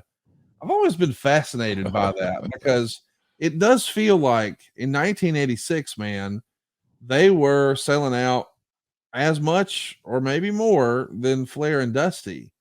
And then by 87, it feels like the bloom was off the rose. And by 88, it was in the rearview mirror. I don't understand how it happened so quickly. Was this like the Goldberg of tag teams, or why did it turn so quickly? They're still the same guys. They can still have great matches. Were they looking for the right story? Was the gimmick? I don't understand what happened. Well, they just, like you said, the bloom fell off the rose. Yeah. I don't know why. Ricky and Robert's work did not deteriorate. They still were as good a tag team as there was. They just had no buildup. There was no big, oh man, the rock and roller back. And then you could do those vignettes. If we had done vignettes and reintroducing the Rock and Roll Express, we'd have been a hell of a lot better off. There's no hoopla, in that deal. You got to have hoopla, quite frankly. Find your hoopla and you might make some money. Well, it was it's a shame that they didn't get a bigger pop. I love the Rock and Roll Express as a tag team. Still think the world of Ricky Morton, and just baffling to me that they didn't come back to more fanfare. Then we see a contract signing, and this is a big one. It's Ric Flair versus Lex Luger for the match of the century. As you might imagine, we're building towards the Baltimore pay-per-view. It's going to be July 10th, and that is going to be the Great American Bash. The signing is done on a yacht in the Atlantic Ocean. This, of course, is the MacArthur family boat here. And this is all to set up the angle. Meltzer says, actually, I was hoping the angle would be on the yacht and they would throw Luger overboard. At least then it would have been original and we wouldn't have to watch the parking lot scene. I like the yacht thing. I like the parking lot attack. Do you think perhaps we should have combined those? Would that have made more sense? Gosh, I don't know. That's an interesting concept. Might not have hurt. Right. Might not have hurt, quite frankly. But I like the yacht too because it was different. It was new. It was fresh. And whether it came off well or not, the intent was for it to come off well. Instead of being in a boardroom at a hotel or something, it seemed like it worked. I thought it worked out fine. Let's talk a little bit about when we come back from commercial. We think we're going to see the Fantastics and the Sheep Herders, and all of a sudden we have a major news bulletin. Lex Luger has arrived. Wow. And before we can find out exactly what Lex is trying to say to you as he hops out of the limo, boy, they just destroy him. I'm talking about all the horsemen, all of them. even Barry at this point. They're just going to mug him. And Meltzer would say the least they could have done was make it look realistic and steal his wallet instead of those shoes. Look at They're my gonna rip up expression, his- Conrad. Look Oh, at my it's expression. We need to make that a meme right there. That, Yeah. there's a Cornette face shirt. That should be the JR face shirt. My goodness. Yeah, I was stressed. Sleepy. I was too close to the action because they beat the shit. They pronoun boy. I got hooked on those fucking pronouns in the last couple of weeks on all kinds of sports about people, announcers, big time announcers who make a good living relying on pronouns. It takes away from your work. Don't use pronouns if you're a broadcaster. Use names, cliches. He's the champ. He's the tough guy. He's the this. But there's all kinds of ways to describe somebody instead of saying he did this, or what's he doing? You know, he's going to hit him. Okay, who's he and who's him? Couldn't you have said that Tully Blanchard, one half the tag champions, is attacking so and so? Well, that's more tangible. I'm going to come out of the kitchen and quit making my sandwich if I hear names. If I hear pronouns, you don't move the needle. Right. And it's just lazy. It's frigging lazy for announcers to use pronouns. Any announcers that are listening, and we thank you for watching and listening, don't use pronouns if you can keep from it. Sometimes you can't help it. I get it. Right. But if you can, avoid them, and you'll have a better broadcast. Let's talk about the angle and the execution. We know that Luger was maybe nervous about getting color, so JJ helps him out there and does the honors. He's wearing the white suit because, of course, he is. They're going to rip up the suit. Meltzer's going to say, man, they should have DDT'd him on the pavement, and then some of this would have made sense as far as needing to use an ambulance or whatever. I don't know. It feels overly critical. As a fan watching, I liked it. I didn't think it was too predictable or too staged or whatever Meltzer thought. You were there when it happened. What did you think? Were you proud of the segment? Yeah, I thought it was good. Intense, dramatic, and I thought it came off well. You know, it was violent, a lot of aggression, and it's heels being heels. It's a gang attack, and if you're going to get some babyface emotion surrounding Lex, this is one way you hope that will work, and that makes sense. I thought it made a lot of sense, and it was a good angle. It's hard to believe that everybody didn't love this angle. Maybe they would have liked it a little better if they were using a better razor. We can help you with that. And so could Henson Shaving. These cats make the thinnest razors around, at least the thinnest I've ever seen. And let me explain why I love Henson Shaving so much. You know, normally when something is better, it costs more, right? I mean, we're just used to that. It's rare where you find something that's not only better, but it's more affordable. It's actually cheaper. Henson Shaving is the real deal. They're a family-owned aerospace parts manufacturer. I know what you're thinking. Wait, what? Did you say space? Yeah. These cats made parts for the International Space Station and the Mars rover, and now they're using their aerospace-grade CNC machines to cut metal razors that are just 0.0013 inches. That's thinner than a human hair. And that means a more secure and stable blade that gives you a vibration-free shave. The razor also has built-in channels to evacuate hair and cream. That's going to make clogging virtually impossible. You see, Henson wanted to make the best razor, not the best razor business. What's that mean? It means no planned obsolescence, no proprietary blades, no subscriptions, no plastic. You see, Henson uses a standard dual-edged blade like your handsome-ass grandfather used to use, except Pop never had a razor thinner than a human hair. That's the secret sauce. And here's the best part. This gives you that old school feel, but the benefits of new school tech, and it's so affordable. How affordable? Well, let me just tell you, I was down at the drugstore recently and I saw a little all-in-one. Yes, you got a handle and you got 4 blades. It was $35. But if you just got the 4 cartridge blade gimmick replacement, $17 and change. Now, how long is that 4-pack of razors really going to last you? Really think about that. How long will that last you? Here's what I'm saying. With Henson razors, it's not $35. It's not $17. It's $3 to $5 a year. Not $3 to $5 a month, not $3 to $5 a quarter, $3 to $5 a doggone year. Let me explain. I have a beard, as you know. I shave above the beard, I shave below the beard, and I don't shave every day. I can make one of these razors work for weeks. So it's time to say no to subscriptions. It's time to say yes to a razor that will last you a lifetime. Visit hensonshaving.com/JR and pick the razor for you and use the code JR, and you'll get 2 years worth of blades free with your razor. Just be sure to add them to your cart. Here's what I'm talking about when I said I could make that razor last for weeks. We're going to get you 100 free blades free when you head to hensonshaving.com/JR and use the promo code JR. That's HENSONSHAVING.com/JR. Think about that. If one razor is going to last you weeks like it does me, and you've got 100 of them, this is the best deal going, boys and girls. And once you need more blades, how do you beat that? It's $3 to $5 a year. Go right now to hensonshaving.com/JR. Use that promo code JR and add those 100 blades to your cart, and bam, they're going to get there for you for free. Let's get to our next match, Jim. Conrad, I want to say that this is one of the best sponsors we've had. It's my favorite that we've had in a long time. It's real deal. If they quit advertising with us tomorrow, Jim, I'm going to use it for the rest of my life. I love it that much. That's a good statement. That's a great comforting statement. The getting all those blades for free is you can't beat it. You can't beat it. And they've perfected the art of making razor blades.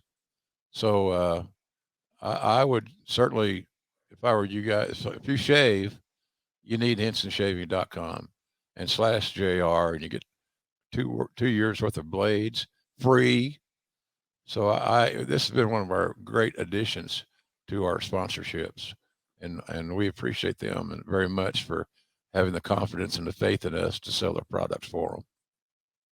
Check it out. You'll be glad you did. hensonshaving.com/JR. Add those blades to your cart and use that promo code JR. You're going to get 100 for free.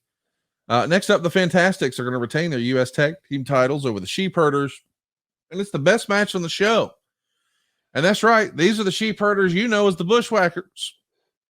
But boy, this was a different presentation for them. This is blood and guts, a totally different style. Nothing funny about this team. And they're wrestling the Fantastics, a criminally underrated team. And Meltzer called it the best match on the show. They got plenty of time, too. 19 minutes and 29 seconds. Ultimately, the Fantastics keep their titles, 3 3/4 stars. I think the Bushwhackers were so popular and got, over so big on the national and global stage of the World Wrestling Federation. Maybe they forget these guys were a hell of a tag team as the Sheep Herders. Yeah, I had a lot of experience working with them in Mid-South.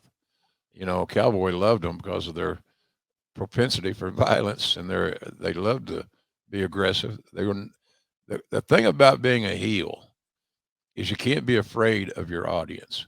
You should respect them and be aware of them, obviously, but you can't be afraid of them. You can't be afraid to have a hot finish with a lot of heat, heel heat, and then return back to the locker room, fearless.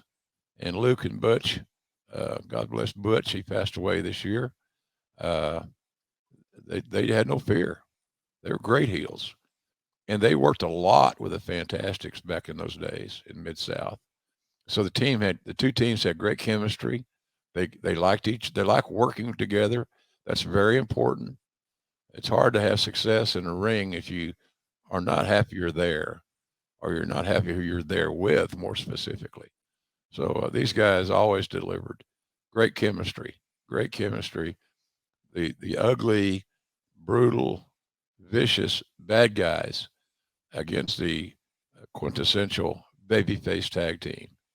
The Fantastics would have been perceived by many if they had not been so closely following the Rock and Roll Express.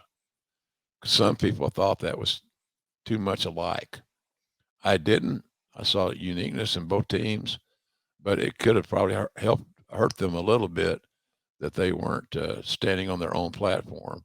They seemingly were standing on a platform that was erected by Ricky and Robert. So, but they're a great team. Bobby Fulton's been dealing with some health issues, and we always think about Bobby.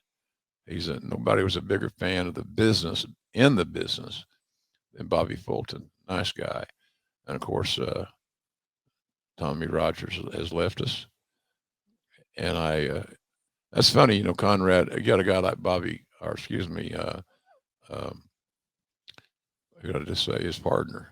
God damn it. That's one of the things about this illness. Bobby Fulton, Tommy Rogers. Tommy Rogers. Tommy Rogers is the last guy I would have perceived would die early. Yeah. He ate good. He trained hard. He didn't have a lot of excess tonnage, as Ernie Ladd would say to King Kong Bundy. Bundy, you're stealing from the man. King Kong tonnage. But Bobby's been battling health issues. We think about him, and I know a lot of fans do too. So follow him on Twitter and Facebook and all that stuff. Let him know you're thinking about him. I can promise you he'll appreciate it.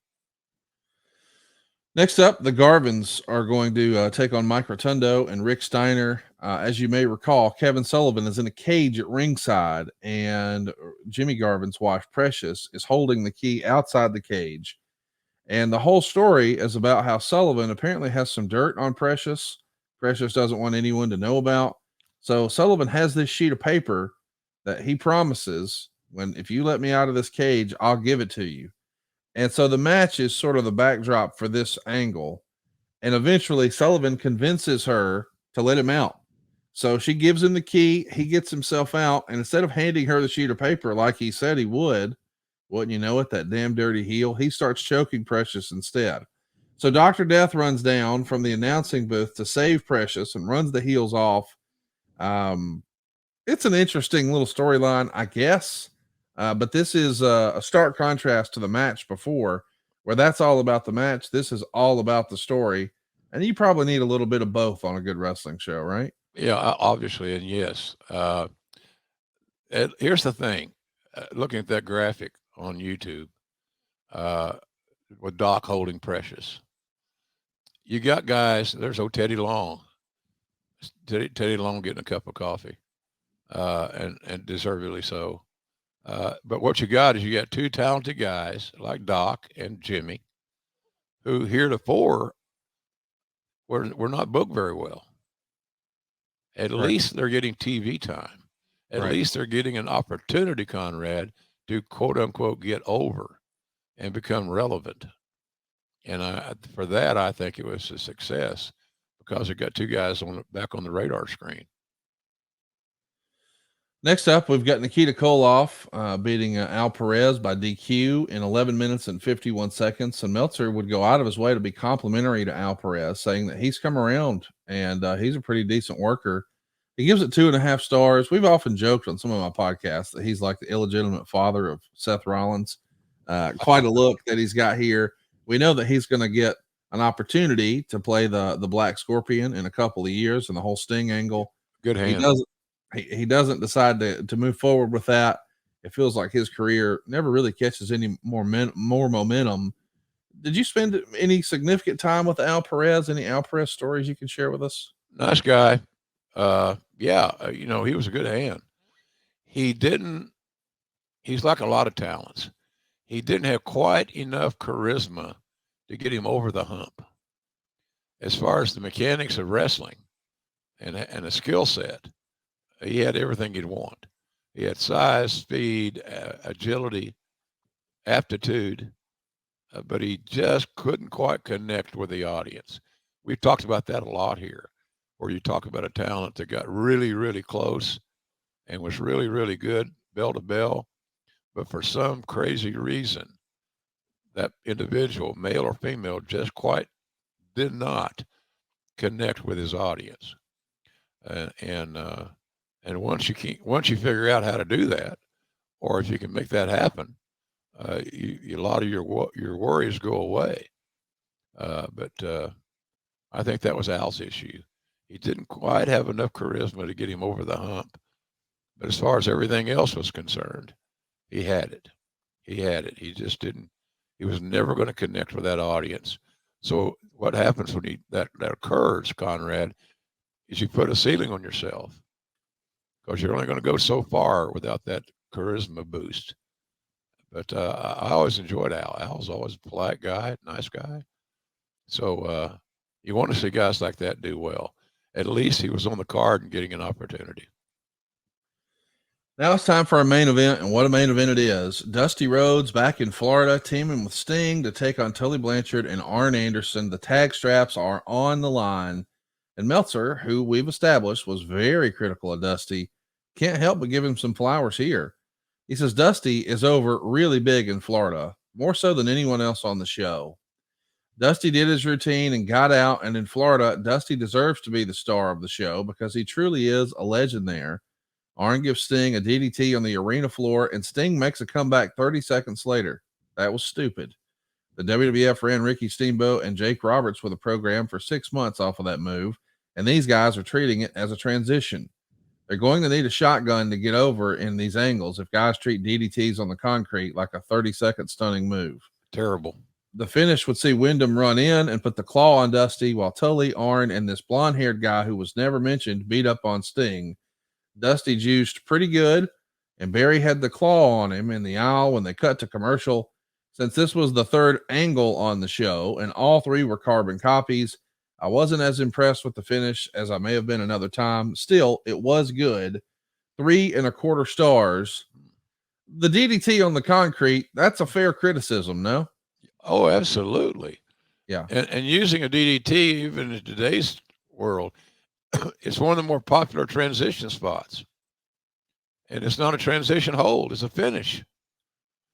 You know, watching, being here at home, I'm a prisoner to my couch.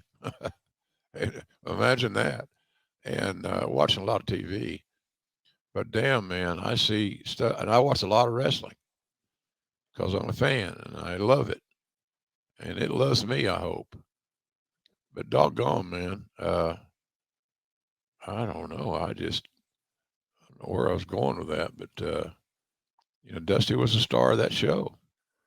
And it's just funny, you know, you start, you stop. Is Dusty the guy? Is he not the guy? Is he going to make sure he's the guy come hell or high water, which was kind of the case. And it was a great main event. I mean, it's star-studded, had a lot of sizzle. And for a main event to get noticed and draw an audience, you got to have an ample amount of sizzle. You certainly cannot avoid selling the steak, but you got to have some sizzle with that steak to make it taste right. Well, speaking of taste right, you're going to notice that AG1 tastes right every single morning. I start my day with a delicious scoop of AG1, and you will too, especially if you're looking for like an all-in-one nutritional platform. If you just want to cover all of your nutritional bases, just get it out of the way, one scoop at a time every morning. That's all it is. One scoop and a cup of water, and bam, you're getting like 75 different high-quality vitamins, probiotics, and whole food source superfoods and ingredients, everything you need to support energy and focus and strength and clarity. And my wife actually does this on her way to the gym every single morning. I started doing it at the start of the pandemic, and I found that I don't crash in the afternoon. I can stay sharper and more focused at work. I know I'm more productive at work because of AG1. I think you should try it, especially if you are worried about gut health, or maybe you just hate taking pills or vitamins. Maybe you're just looking for a supplement that tastes great. Or maybe you're like me, you need that boost of energy. Or maybe you just want some immune support. Whatever it is, AG1 just checks all the boxes. And a lot of like athletes are taking this too because they're looking for a foundational nutritional product. And this does it, man. It's like you're all in one. And think of it as more of like your all-in-one insurance, right? So this is your nutritional insurance. Take care of yourself with one scoop of AG1. You're not going to get sick as often. You're going to have more sustained energy. That's been my experience, at least. And if you're looking for a simpler, effective investment in your health, try AG1 and get 5 free AG1 travel packs and a free 1-year supply of vitamin D with your first purchase. go to drinkag1.com/JR. That's drinkag1.com/JR. Jim, AG1's the real deal, and you don't have to take our word for it. These guys have thousands of 5-star reviews. That's amazing. It is. Because it works. Yep. Because it works. Simple as that. And I can tell you from experience, I was very blessed with good health for years. If you exclude 3 bouts of Bell's palsy, which I do because it happened and it is what it is.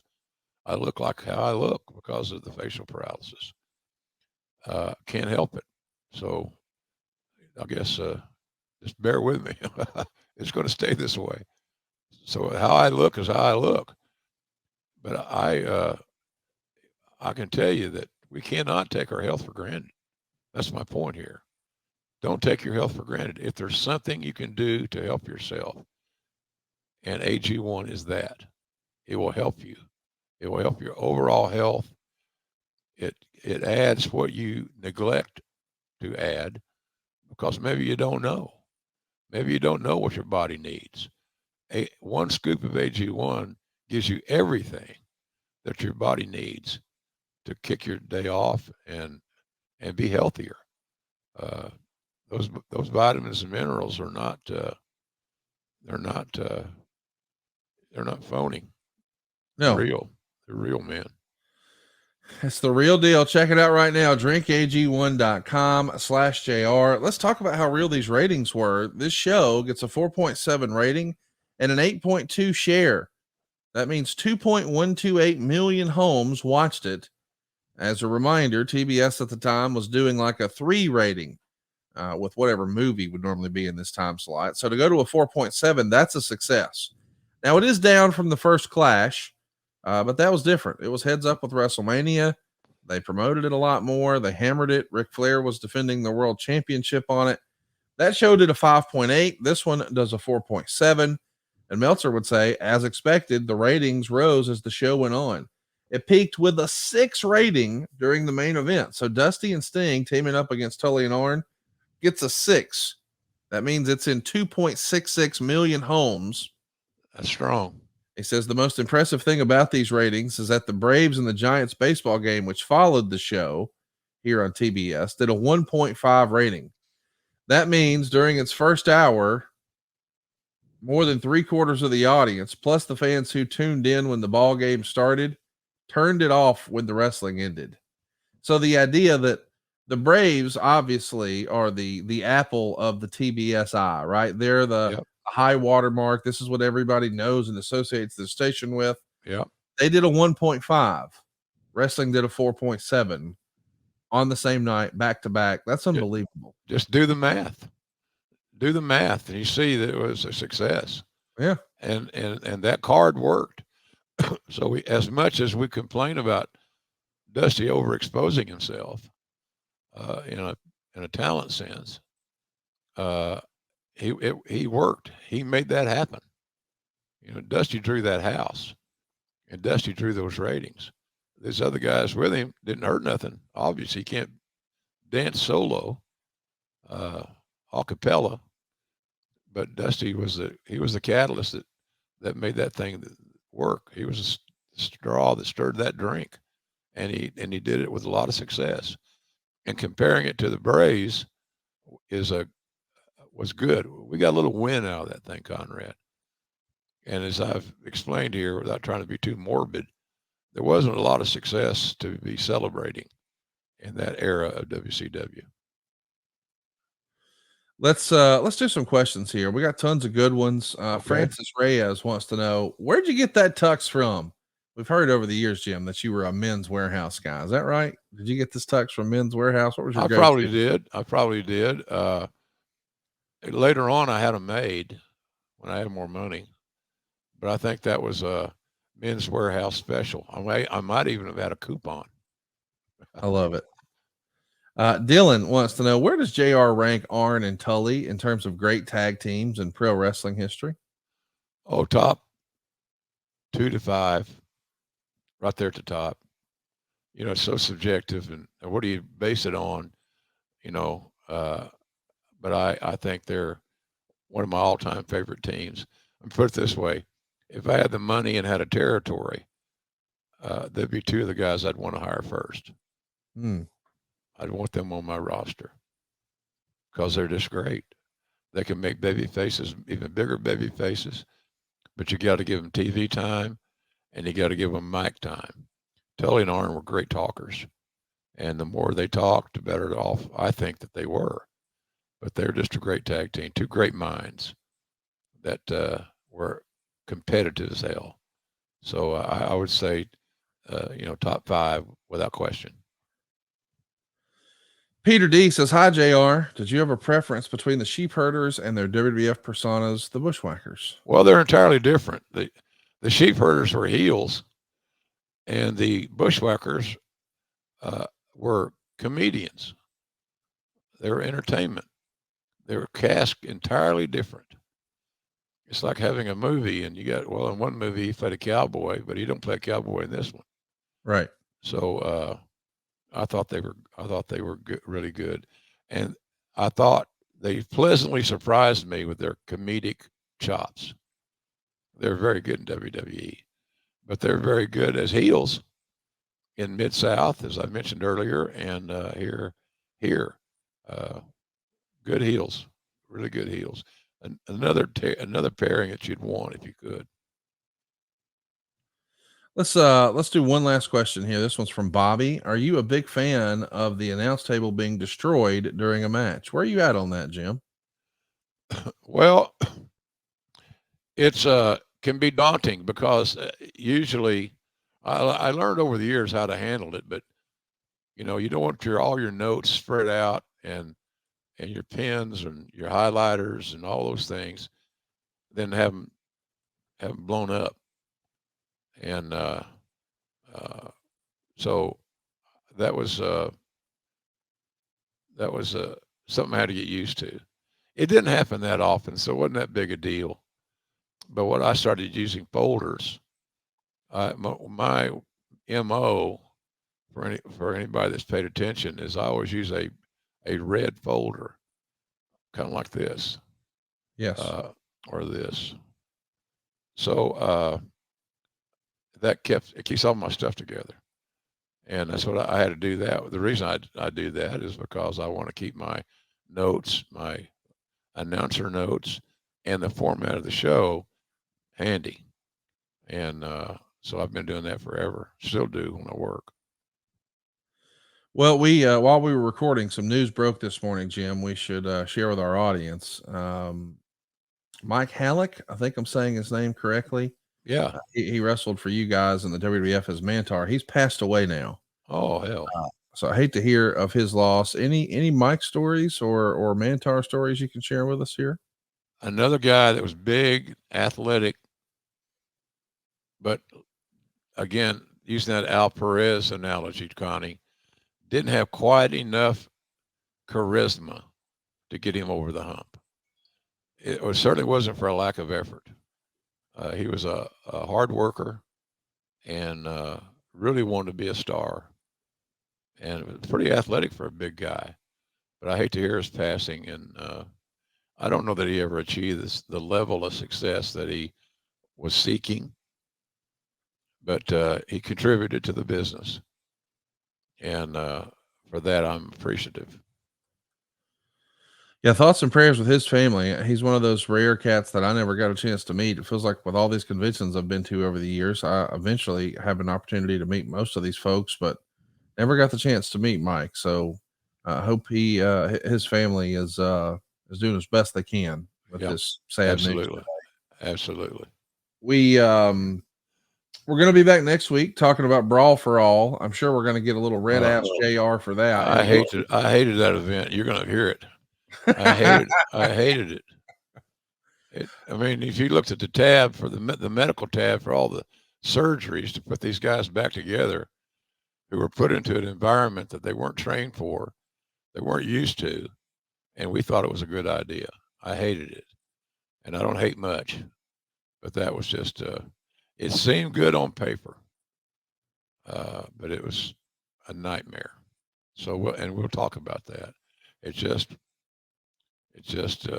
It caused animosity in the locker room. it brought out the competitive edge of a lot of talents. Talents were getting hurt frequently, and how do you address that? And they're worried about their money. They got to get medical treatment that takes time out of their day, whatever. It's just there's so many negatives to it. It was not funny, and and of course, that's one of those scenarios where over the years I've been accused of loading the card up with Doc, so Doc could win it, and that would have been nice. It'd been nice if he won it for him. But I had nothing to do with that situation. Probably Bart Gunn doesn't believe that, but that's fine. I didn't lose any respect over him. He was looking at a hand that was not really there as far as my involvement was concerned. I was the announcer. I didn't book the matches. I didn't make out the bracket or anything along those lines. But we'll talk about it in long form next week. And I know Red Ass JR is going to reveal himself. And in the meantime, to get yourself in the mood, why not get some of Red Ass JR's hot sauce? It's available now, jrsbbq.com. I'm using the all-purpose seasoning damn near every time I fire up the grill, but there's more to it than just that. We've got 2 types of different barbecue sauce, and we've got Chipotle ketchup. We got Main Event mustard. Man, we got something for everybody over at jrsbbq.com, and it's not just food products. You've got collectibles over there now too, right, Jim? Yeah, we sure do. And we've got some signed action figures, the new ones I signed. So they're available. We'll ship you one right out, and hope you'll give us a shot. It's the time of the year, man. We want to go outside. We want to not heat up our house. We want to make the backyard smell good, and grilling is the way to go in that situation. I wish that's the only thing I regret about living here in Jacksonville Beach is that my building, that's the one that assessed me a $30,000 tab to fix windows. And there's not a damn thing you can do about it, but pay it and move on. But I can't have a grill here. I got a little you've been here. I got a little patio, balcony, whatever the hell you call it. But I can't put a little grill out there, and I miss the shit out of that, quite frankly.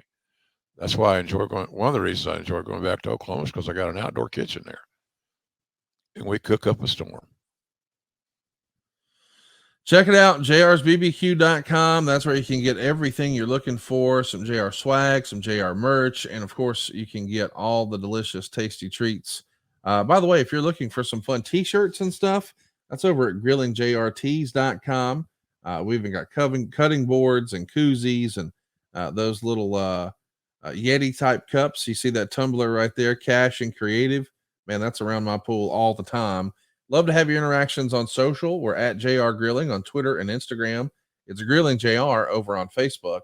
But the easiest and cheapest and best way to promote the show, man, watch the show on YouTube. Hit that subscribe button. Leave us a comment. Tell us what you think about the show. We're looking for your feedback.